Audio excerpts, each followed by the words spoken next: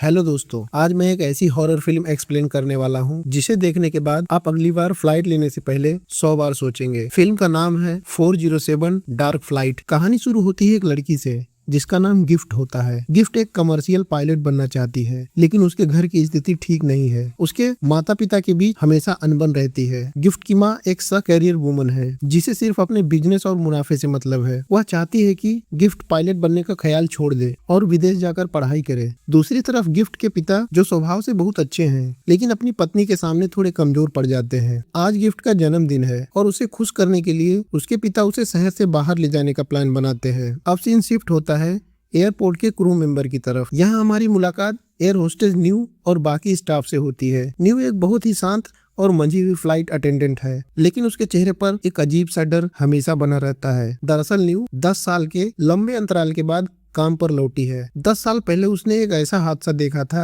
जिसने उसकी पूरी जिंदगी बदल दी। उड़ान से पहले वह अपने डॉक्टर से मिलती है। डॉक्टर उसे समझाता है कि उसे जो हेलुसिनेशन होते थे वे सिर्फ ऑक्सीजन की कमी से थे। उसे काम पर लौटने की इजाजत मिल जाती है। एयरपोर्ट के रनवे पर एक मैकेनिक जिसका नाम बैंक है विमान के इंजन की आखिरी जांच कर रहा है। तभी वह देखता है कि न्यू दूर खड़ी होकर उस प्लेन को ऐसे घूर रही है जैसे वह कोई मशीन नहीं बल्कि कोई जिंदा शैतान हो। न्यू को वह विमान बहुत जाना पहचाना लग रहा है। यहाँ हम मूवी के बाकी कैरेक्टर से मिलते हैं। एक मॉन्क जो कि इस फ्लाइट में सफर करने वाला होता है और एक लड़की जिसका नाम एन है, जिसको एक मोटा आदमी छेड़ रहा होता है। तभी वहाँ पर वेब नाम का एक लड़का उसकी मदद करता है। वेब उस लड़की को पसंद करता है। फ्लाइट 407 अब रनवे पर है। गिफ्ट अपनी सीट पर बैठी टेबलेट पर गेम खेल रही है ताकि अपनी माँ की किचकिच से बच सके, लेकिन उसकी माँ वहाँ भी उसे शांति से रहने नहीं देती। तंग आकर गिफ्ट अपनी सीट बदल लेती है और पीछे की तरफ चली जाती है। जैसे ही प्लेन टेक ऑफ की तैयारी करता है, कार्गो होल्ड में काम कर रहा मैकेनिक कुछ अजीब आवाजें सुनता है। उसे लगता है कि कोई वहाँ छिपा है। जब वह अंदर जाकर चेक करता है तो उसे कुछ नहीं दिखता, लेकिन तभी एक काला साया उसके पीछे से गुजरता है और कार्गो का भारी दरवाजा बाहर से लॉक कर देता है। मैकेनिक अंदर फंस चुका है और प्लेन अब हवा में है। मैकेनिक को महसूस हो रहा है कि कोई उसके बहुत करीब सांस ले रहा है। वह चिल्लाता है, दीवारों को पीटता है, लेकिन उसकी आवाज इंजन के शोर में दब जाती है। तभी उसे कोनों में कुछ हिलता हुआ दिखाई देता है, सफेद चेहरे और काली आंखें। इधर पैसेंजर केबिन में गिफ्ट अपनी नई सीट पर अकेली बैठी है। अचानक एक बॉल लुढ़कते हुए उसके पैरों के पास आती है। गिफ्ट ऊपर देखती है तो उसे एक छोटा सा बच्चा दिखता है जो उसे घूर रहा है। बच्चा मुस्कुराता नहीं, बस इशारे में अपनी गेंद मांगता है। गिफ्ट को लगता है कि शायद कोई शरारती बच्चा है, तो वह गेंद उठाकर अपने पास रख लेती है ताकि उसे चिढ़ा सके।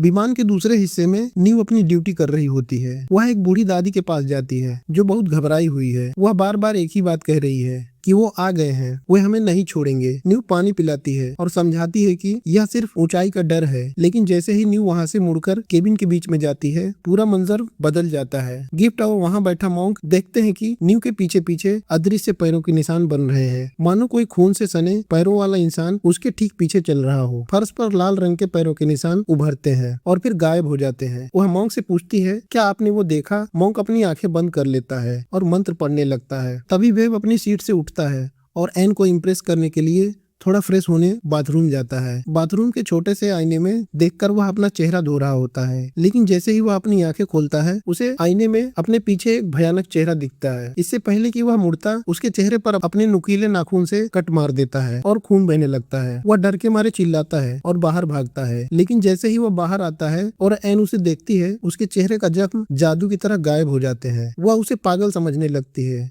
लेकिन वेब को पता है कि जो उसने महसूस किया वह सच था। अचानक प्लेन में तेज झटके लगने लगते हैं, लाइटें झपकने लगती हैं। तभी वह मोटा आदमी अपनी सीट से खड़ा होता है। उसका चेहरा नीला पड़ रहा है। वह अपना गला पकड़ लेता है जैसे कोई उसे फांसी दे रहा हो। वह अजीब आवाजें निकालता है। उसकी आंखों की पुतलियां पूरी तरह सफेद हो जाती है। उसका सिर बिना किसी शरीर के मूवमेंट के 180 डिग्री तक पीछे की ओर घूम जाता है। वह एक डरावनी हंसी हंसता है और फिर फर्श पर ढेर हो जाता है। यात्री दहशत में आ जाते हैं। इसी दौरान कॉकपिट में पायलटों को सूचना मिलती है कि कार्गो होल्ड में हवा का दबाव खतरनाक स्तर तक गिर गया है। को पायलट नीचे चेक करने जाता है। वह जैसे ही टॉर्च जलाता है उसे मैकेनिक बैंक घायल हालत में मिलता है, लेकिन बैंक के पीछे जो को पायलट देखता है उससे उसकी रूह कांप जाती है। वहाँ दर्जनों लाशें बैठी हुई है जिनकी आंखें पीली पड़ चुकी हैं। को पायलट मैकेनिक को लेकर ऊपर भागता है। फिर न्यू बैंक के जख्मों पर पट्टी लगाती है। अब विमान का रूप बदलने लगता है। जो प्लेन एकदम नया आलीशान लग रहा था उसकी दीवारों से पेंट झड़ने लगता है। सीटों पर जंग के निशान जान आ जाते हैं। ऐसा लगता है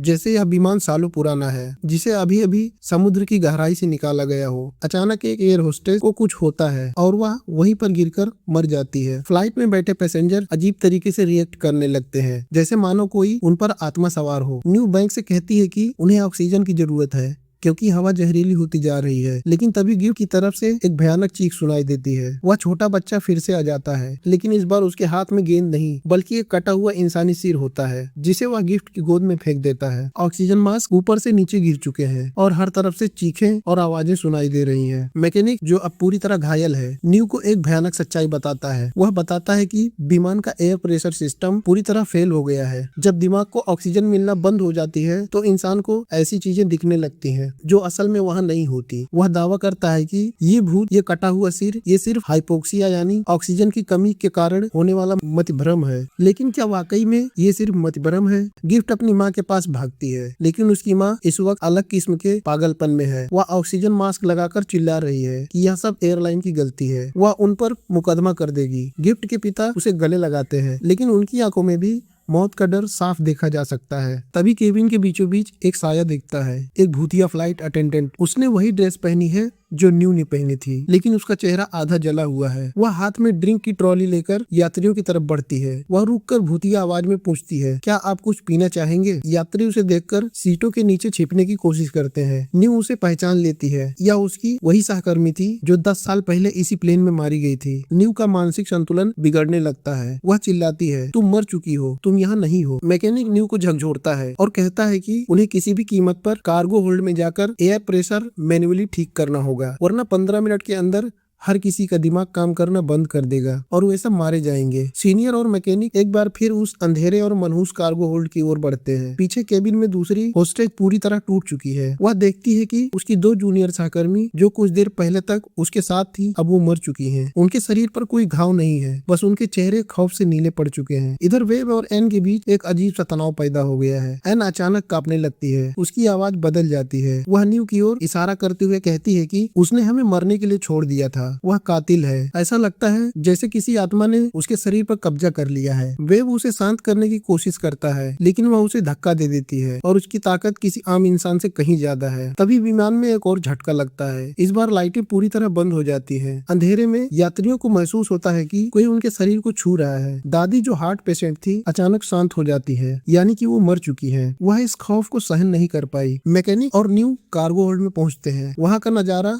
और भी डरावना है। वहाँ पुराने जमाने के सूटकेस और सड़ी हुई लाशें बिखरी पड़ी है। न्यू को वहाँ एक छोटा दरवाजा दिखता है। उसे याद आता है कि 10 साल पहले इसी दरवाजे के पीछे वह छिपी थी, जबकि उसके चारों तरफ लोग एक दूसरे को मार रहे थे। अचानक वहाँ एक बूढ़ी औरत का भूत आ जाता है। वह वही दादी थी जो अभी ऊपर मरी थी। वह न्यू का गला घुटने की कोशिश करती है और कहती है, तुम अकेली क्यों बच गई? तुम्हें भी हमारे साथ आना होगा। मैकेनिक किसी तरह सीनियर को बचाता है और प्रेशर वाल्व को घुमाने की कोशिश करता है। ऊपर केबिन में ऑक्सीजन पूरी तरह खत्म होने वाली है। गिफ्ट के पिता अपनी बेटी को आखिरी बार देखते हैं और कहते हैं कि बेटा, हिम्मत मत हारना, तुम्हें पायलट बनना है। गिफ्ट की माँ अब बेहोश हो चुकी है। गिफ्ट की माँ अब अपने होश खो चुकी है और दीवार से अपना सिर मार रही होती है। तभी मॉन्क अपनी जगह से उठता है। वह कांपते हुए हाथों से माला जपता है। वेब को लगता है कि शायद मॉन्क के पास कोई शक्ति है जो उन्हें बचा सकती है। वह कहता है कि कुछ करो, इन्हें भगाओ, लेकिन मॉन्क खुद ही बहुत डरा हुआ था। मैकेनिक ने कार्गो होल्ड में किसी तरह एयर प्रेशर वाल्व को घुमा दिया था, जिससे केबिन में ऑक्सीजन वापस आने लगती है। यात्रियों को लगता है कि अब सब ठीक हो जाएगा, लेकिन उन्हें नहीं पता था कि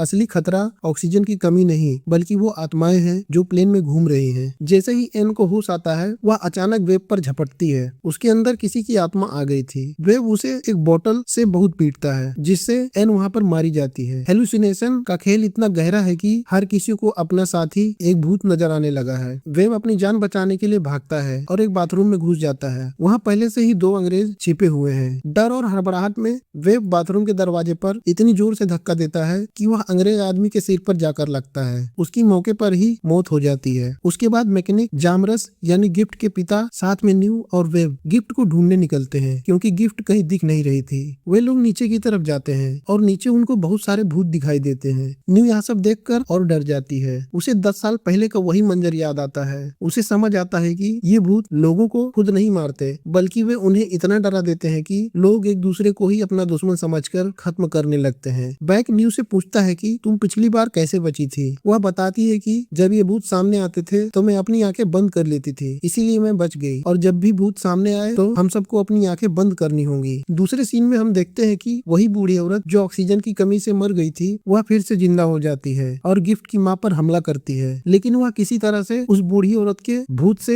अपनी जान बचा लेती है। वह खाने की ट्रॉली से उस पर बार बार अटैक करती है और बूढ़ी औरत को एक बार फिर से मार देती है। अब आत्माएं गिफ्ट की माँ को भी कंट्रोल करने लगती है। यह सब देखकर मॉन्क बहुत डर जाता है और प्रार्थना करने लगता है कि ईश्वर उसे बचा ले, लेकिन गिफ्ट की माँ को उसमें भी एक भूत दिखाई देता है, इसीलिए वह उस पर भी ट्रॉली से अटैक कर देती है और मार देती है। अब केबिन में 3 चुड़ैलें, जो कि बहुत ही डरावनी लग रही थी, इन लोगों के पास आ रही थी। मैकेनिक सभी को कहता है कि अपनी आंखें बंद कर लो ताकि हम सभी बच सके, लेकिन वेब डर के मारे अपनी आंखें बंद नहीं कर पाता। चुड़ैलें उसे डराने लगती हैं और उनसे बचने के लिए वह एक चुड़ैल की ओर कुल्हाड़ी फेंकता है, लेकिन चुड़ैल सामने से गायब हो जाती है और कुल्हाड़ी सीधा जाकर पायलट को लगती है और वह मारा जाता है। लोग ऊपर वाली केबिन में वापस आते हैं और वे देखते हैं कि सभी मरे हुए लोग फिर से जिंदा हो गए हैं और भूत बन गए हैं। बाद में एक एयर होस्टेज भूत वेब के पास आती है और उसके पेट में अपना हाथ घुसाकर उसे मार देती है। दरअसल चुड़ैल ने गिफ्ट की माँ को कंट्रोल कर लिया था और उसके शरीर का इस्तेमाल करके वह सभी को मार रही थी। बाद में न्यू, मैकेनिक और जामरस उनसे बचने के लिए नीचे भागने लगते हैं। जामरस कहता है कि अगर मैं भूत बन गया तो मैं उन लोगों को नहीं छोड़ूंगा जो भूत बन गए हैं। मैकेनिक कहता है कि तुम सही कह रहे हो, हम केवल भूत बनने के बाद ही उनका सामना कर सकते हैं। यह कहने के बाद वे सब लोग हंसने लगते हैं। अब वे देखते हैं कि तीनों चुड़ैलें उनकी हंसी की वजह से कमजोर होने लगती है। थोड़ी देर में वे राख बनकर उड़ जाती हैं। दूसरी ओर गिफ्ट की माँ को अपनी बेटी मिलती है, लेकिन वह उस पर हमला करती है, पर मैकेनिक उसके सिर पर हमला करके गिफ्ट को बचा लेता है। प्लेन में गिफ्ट सबसे छोटी होती है, इसीलिए मैकेनिक उसे पायलट केबिन के अंदर भेजता है ताकि वह केबिन का दरवाजा खोल सके। अंदर जाने के बाद वह दरवाजा खोलती है, लेकिन यह जगह भी सुरक्षित नहीं थी। भूतों ने वहाँ पर भी कब्जा कर लिया था। वे इस प्लेन के हर कोने में फैले हुए थे। प्लेन अब धीरे धीरे लैंड करने लगता है। उसी दौरान जब गिफ्ट की माँ उन पर हमला करती है, तभी अचानक एक झटका लगता है और ट्रॉली में रखे चाकू, चम्मच और इसी तरह की चीजें उसके शरीर में जाकर घुस जाती हैं और वह मर जाती है। न्यू एक सच्चाई बताती है कि पिछले एक्सीडेंट में जब मुझे काफी डर लगा था तो मैंने केबिन का दरवाजा बंद कर लिया था। दरवाजे के बाहर एक घायल एयर होस्टेज थी, वह रो रही थी और मुझे दरवाजा खोलने के लिए कह रही थी। मुझे वह मिली, लेकिन मैंने वहाँ एक बड़ी गलती कर दी। उसकी मदद करने के बजाय मैंने उसे दरवाजे से मार दिया, इसलिए एयर होस्टेज सभी को मार रही है और मुझे भी मारने आई है। प्लेन जमीन के करीब था, इसीलिए जामरस इसे लैंड करने की कोशिश करता है। मैकेनिक एयरपोर्ट को कॉल करता है और कहता है, मैं फ्लाइट 407 से बोल रहा हूँ, हम मुसीबत में हैं, हमें मदद चाहिए। फोन पर उसके पहचान का ही आदमी होता है और उनकी मदद करता है कि प्लेन को जमीन पर कैसे उतारा जाए। उनका लैंडिंग व्हील और गियर फंस जाता है क्योंकि चुड़ैलों ने गियर और पहियों को रोक दिया था। यह देखकर मैकेनिक पहियों और इलेक्ट्रिक सिस्टम के तारों को तोड़ने लगता है। इसकी वजह से सभी आत्माएं बेअसर हो जाती हैं। बाद में प्लेन आखिरकार जमीन पर उतर जाता है और सभी लोगों को रेस्क्यू किया जाता है। उसके बाद एक अनाउंसमेंट की जाती है जो बताती है कि उन्हें न्यू की बॉडी मिली है। इसका मतलब न्यू मर चुकी थी, लेकिन फिर भी उसकी आत्मा उनकी मदद कर रही थी। वह सभी को उन चुड़ैलों और भूतों से बचा रही थी। बाद में हम फ्लाइट 407 को देखते हैं, जिसमें न्यू की आत्मा बैठी होती है। वह नए यात्रियों का इंतजार कर रही थी और फिल्म यहीं पर खत्म हो जाती है। दोस्तों, अगर यह वीडियो आपको पसंद आए तो वीडियो को लाइक और चैनल को सब्सक्राइब जरूर करना। मिलते हैं किसी और वीडियो में।